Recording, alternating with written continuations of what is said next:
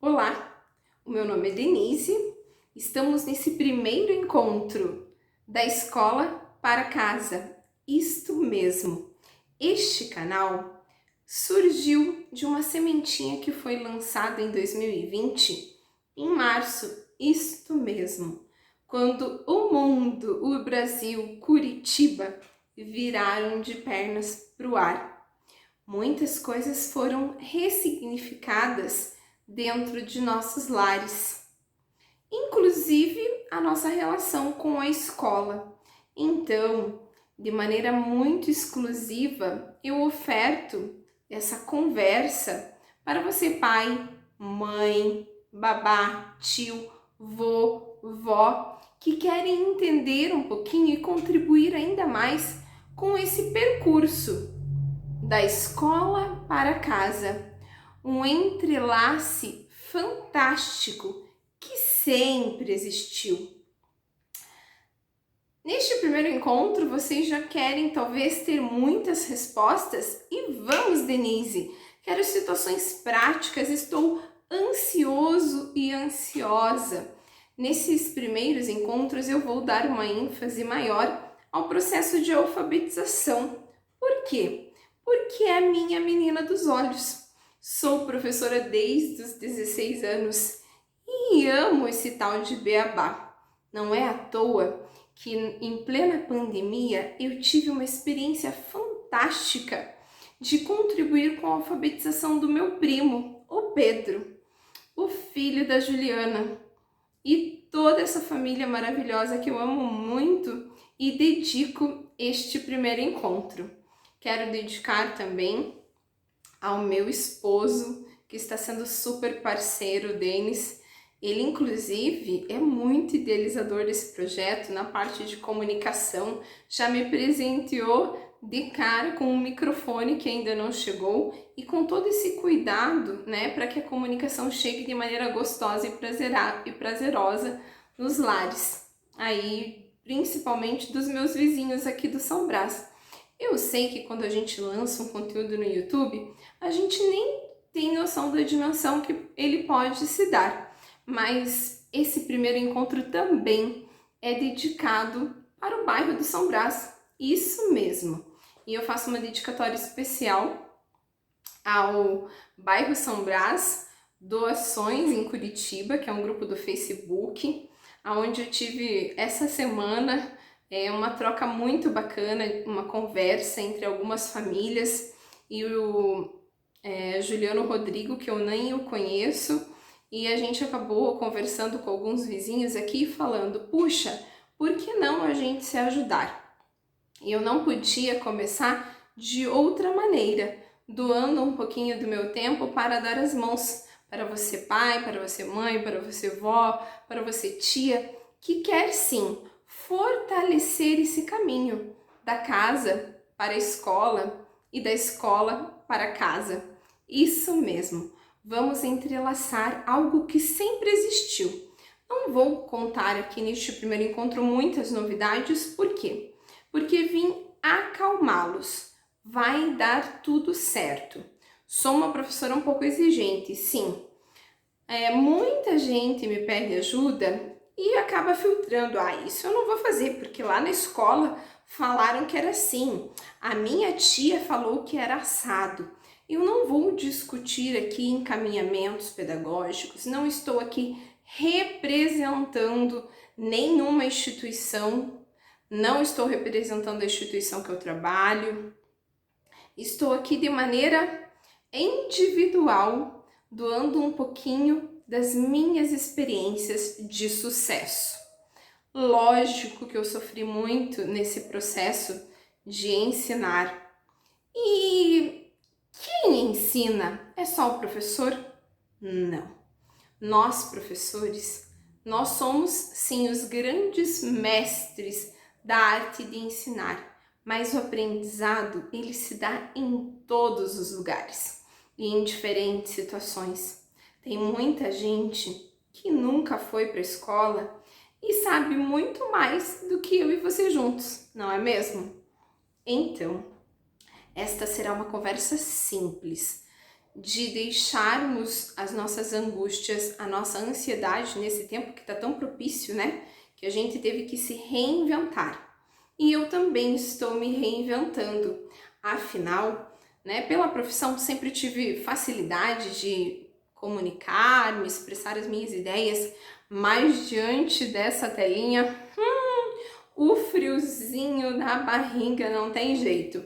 Eu ensaiei esses tempos, quando a sementinha lançou, eu fiz um super vídeo, fiz roteiro, estudei, pesquisei e excluí. Joguei o projeto fora, mas quando uma sementinha é plantada, principalmente uma sementinha do bem, a gente não pode deixar ela escondida. Então vamos fazer essa sementinha dessa troca ter muitos frutos e frutos positivos. E para baixar a minha ansiedade e a sua ansiedade, nada como uma boa leitura. Isso acalma qualquer um. Essa é a primeira dica. Isso mesmo. Da escola para casa vai dar dicas essenciais que você sempre ouviu.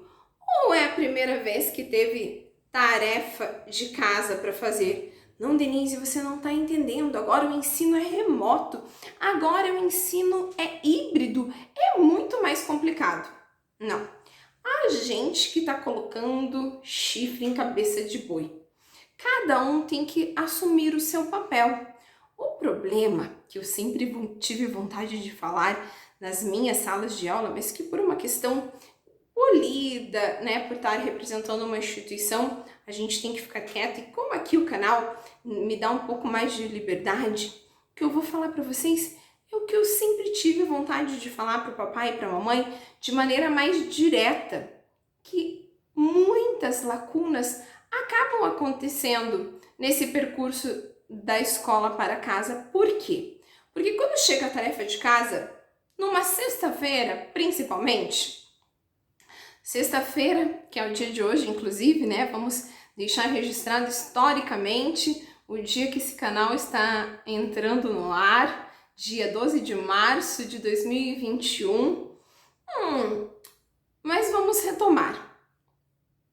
Esse processo sempre existiu, mas pensando aí em 2019, quando chegava uma tarefa de casa, o que às vezes acontecia lá na China, não aqui no São Brás, em Curitiba e ao meu redor e nas escolas que eu trabalhei, que fique claro isso. Mas chegava uma criança, tô tão empolgada que eu falei que antes de começar a contar a história, eu ia fazer uma leitura para acalmar e baixar a ansiedade de vocês, não é mesmo? Então vamos retomar aqui no foco. E depois eu conto como que era, só para resgatar a memória de vocês. Então, vamos começar este encontro, esta conversa assim. Ensinar exige alegria e esperança.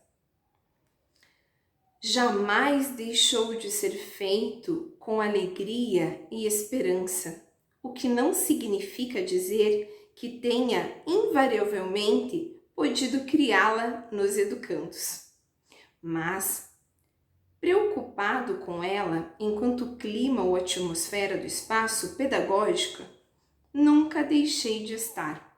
É com essa preocupação de colaborar e com muita alegria e muita esperança que eu quero lançar essa sementinha. Calma, vai dar tudo certo, ok? A primeira dica que eu dou é que você resgate como era a tarefa de casa quando chegava, principalmente na sexta-feira, como eu estava falando. Chegava a mochila, chegava a agenda, às vezes era uma pesquisa, às vezes era um estudo para a prova de matemática que ia acontecer na segunda-feira. O que a gente falava? Deixa para amanhã, porque hoje eu já estou muito cansado na hora de ajudar, não é verdade? Chegava sábado, mamãe, você limpava toda a casa, fazia aquela faxina, lavava roupa, e o que acontecia? O filho falava, mamãe, eu preciso estudar para a prova. E você falava o quê? Calma, filho, deixa para amanhã que a mamãe tá muito cansada. E daí chegava no domingo, se esquecia da tal tarefa de casa e na segunda precisava ser muito criativa para uma resposta. Ah, esqueci a mala na casa do papai esse final de semana. Ai, não deu tempo porque a gente teve um casamento, a mamãe ficou doente. E as histórias imaginárias acabavam surgindo no coração das crianças quando elas chegavam sem tarefa feita. O que aconteceu é que agora o volume de tarefas aumentaram. Sim, papais e mamães, porque vocês não têm que ensinar. Pelo contrário, muitas vezes vocês têm que aprender junto. Tem um canal que eu acho muito legal de um comediante que ele é intitulado lá Embrulha para Viagem, que ele contou uma história fantástica, né?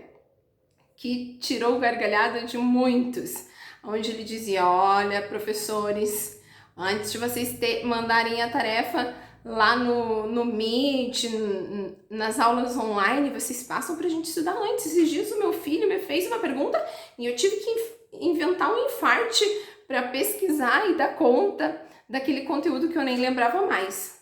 Calma, papais e mamães, ninguém nasceu sabendo. O canal ele vai contribuir para dicas simples, mas que serão fundamentais para a gente resgatar essa tarefa de casa, que agora tem um volume muito grande de horário, de dias, de semanas, de meses e, por que não, falando historicamente, de um ano que estamos vivendo realmente com a escola dentro da nossa casa.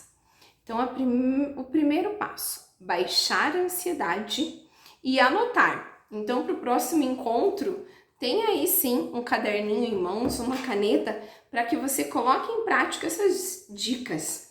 E eu vou deixar na descrição um e-mail específico do canal, para, claro, quem quiser às vezes se aprofundar, não me custa, não vou prometer assim ontem, amanhã, né, dias e datas que eu vou estar encaminhando um aporte a mais para quem está precisando de ajuda, isso eu me coloco à disposição, mas o primeiro passo é não pensar nos problemas e nas situações que estamos vivendo do que é certo e do que é errado. É certo esse ensino remoto? É errado esse ensino híbrido? Este não é a nossa preocupação neste momento. E sim, efetivar uma parceria da escola para casa, onde o seu filho e a sua filha sejam os que mais vão ganhar nesse processo. Ganhar mais rotina, mais aprendizado, mais tranquilidade, mais sucesso. Este é o grande objetivo e eu conto com você para estar divulgando, para a gente crescer essa rede de aprendizagem e de partilha de experiências. Sim, vamos pensar o que é essencial nesse processo de estudo. Um ambiente favorável para estudar.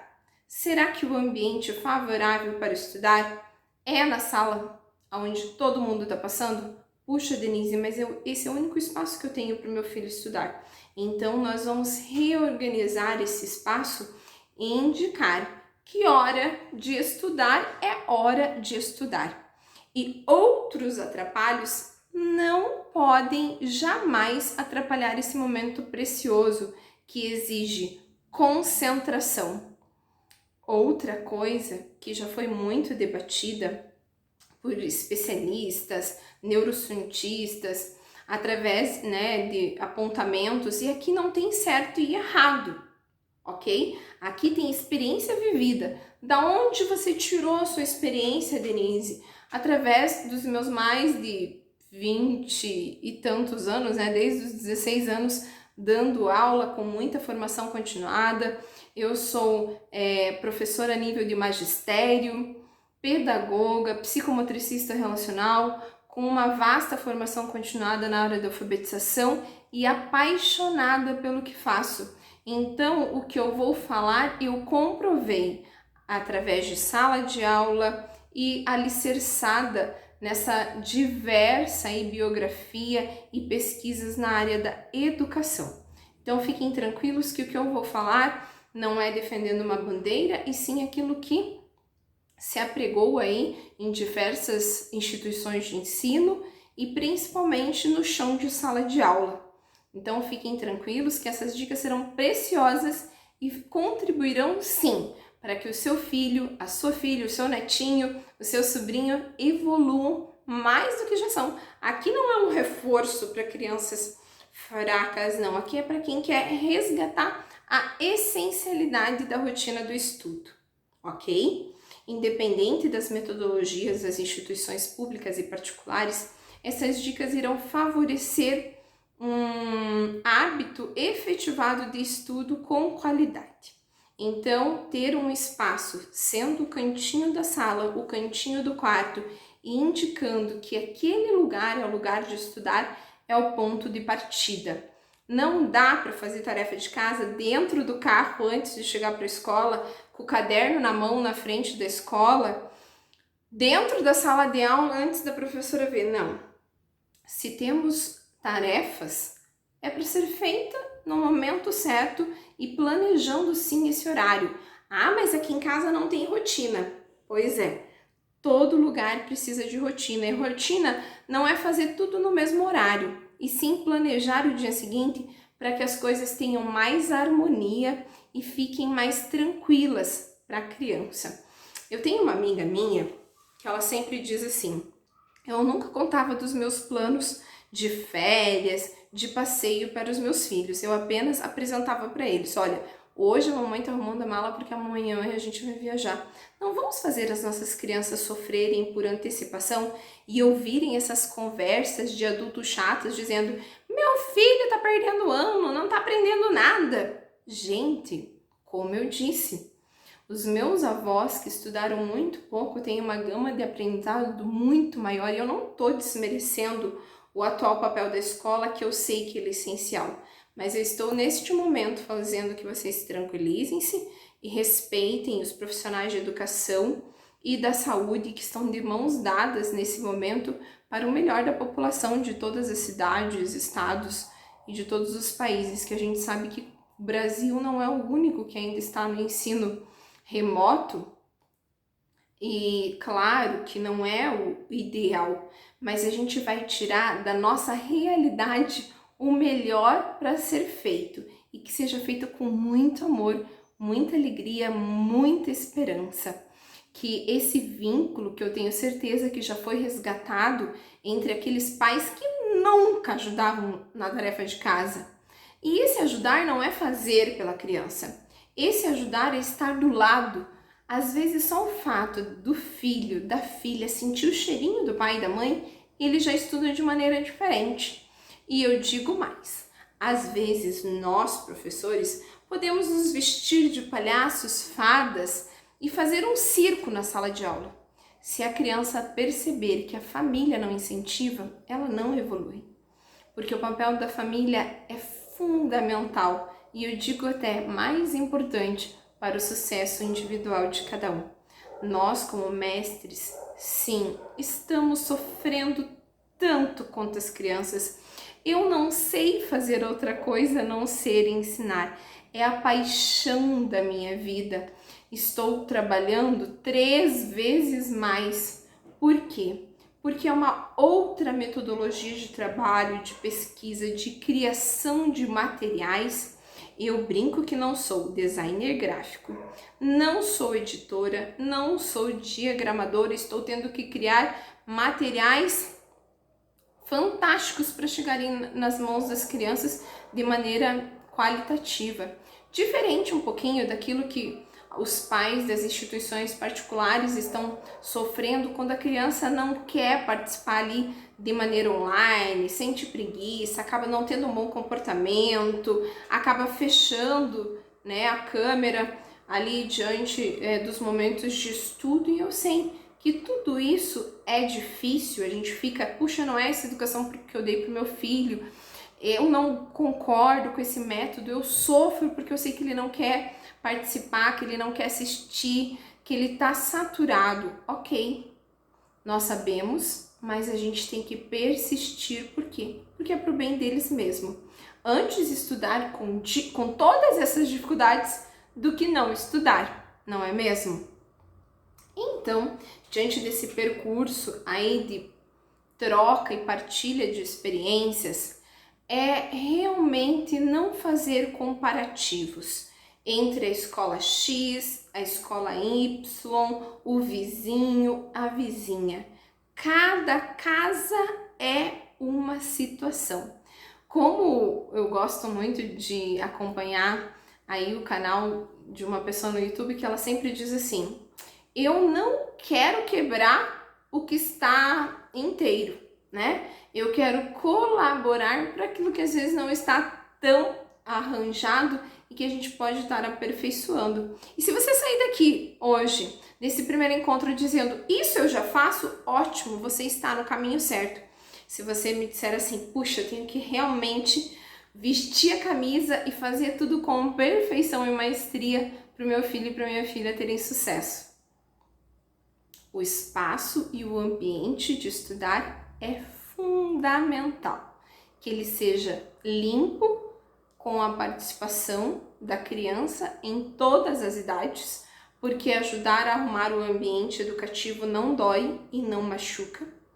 E mostrar a beleza de estudar. Alguns discursos já caíram de moda faz tempo, você tem que estudar para ser alguém na vida, porque tem muita gente que nunca estudou e é mais alguém do que a gente, não é mesmo? Então vamos colocar que o ensino formal, ele é sim indispensável para o nosso desenvolvimento, para as nossas inteligências múltiplas, que contribui sim para o nosso crescimento e que ele seja apresentado de maneira positiva.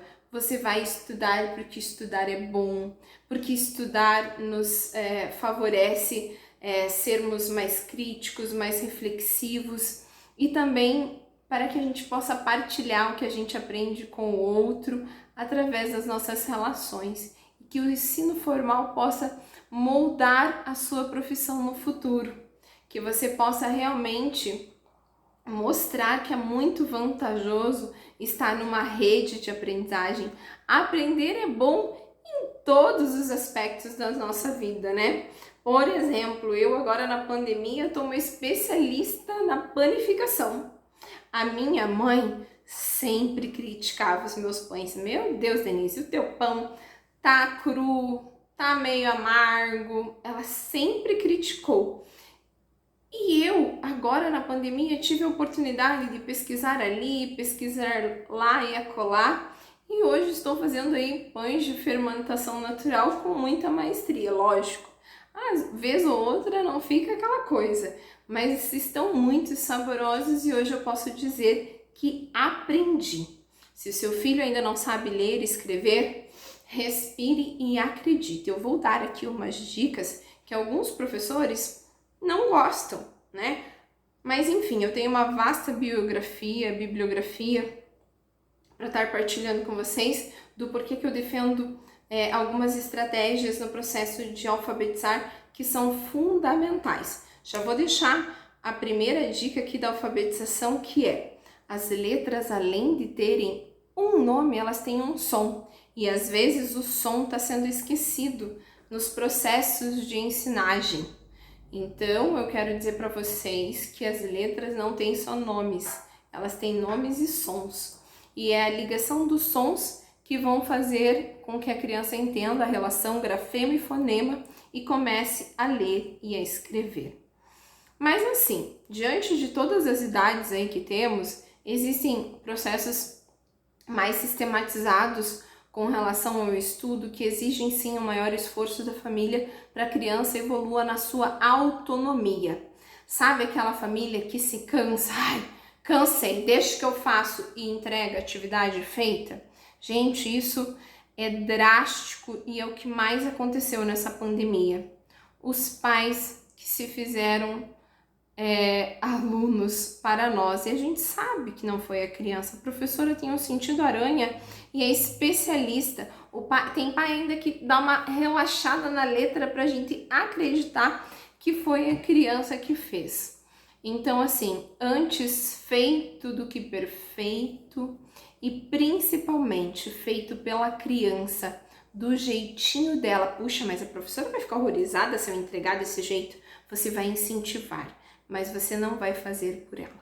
Vamos incentivar, acalmar e final de semana vamos descansar. Vamos assistir série, vamos brincar, vamos cantar, mas vamos se preocupar com a escola de segunda a sexta. Claro que numa rotina normal, às vezes vai ter uma tarefa que acabou se sobrecarregando e a gente precisa usar um pedacinho do final de semana, que sejam exceções, que não façam parte da rotina, que a rotina seja de segunda a sexta, de maneira muito organizada. E é claro que no final de semana pode ter uma literatura, pode ter uma boa história, pode ter uma música, pode ter uma viagem virtual num museu. Vamos oferecer cultura para essas crianças. Ah, Denise, mas eu não gosto de ler. Ah, Denise, mas eu não curto essas coisas de cultura. A gente precisa sim virar a chavinha e ver o quanto isso será gratificante para nós mesmos, né? Então não vamos pensar só nas crianças, vamos pensar em nós, que pra gente, né, até terapêutico, você desligar um pouquinho dessa rotina e ter esse autocuidado familiar nas relações, que agora tudo é dentro de casa e a gente tem que refletir e caprichar e não deixar a peteca cair. Posso contar com vocês? Essa é só uma introdução de muitos encontros que teremos. Eu estruturei alguns encontros específicos para as crianças que estão nesse processo de alfabetização de 4 a 7 anos, coisas que não podem faltar. Também separei alguns conteúdos de rotina para os pequenos, que exige, né, um desdobramento muito maior da família, porque o nível de concentração deles é muito baixa. Então a gente tem que sim criar mecanismos e estímulos para que essa criança possa se incorporar um pouquinho mais nos hábitos de estudar. E para os maiores eu não vou me aprofundar, eu vou apenas dar realmente um resgate da rotina e da autonomia, porque a minha praia são os pequenos e esse início, e eu espero colaborar com vocês. Um super beijo, se acalmem, até o nosso próximo encontro da Escola para Casa está com você, para que nós possamos ressignificar ainda mais essas relações de rotina de estudos nas nossas casas.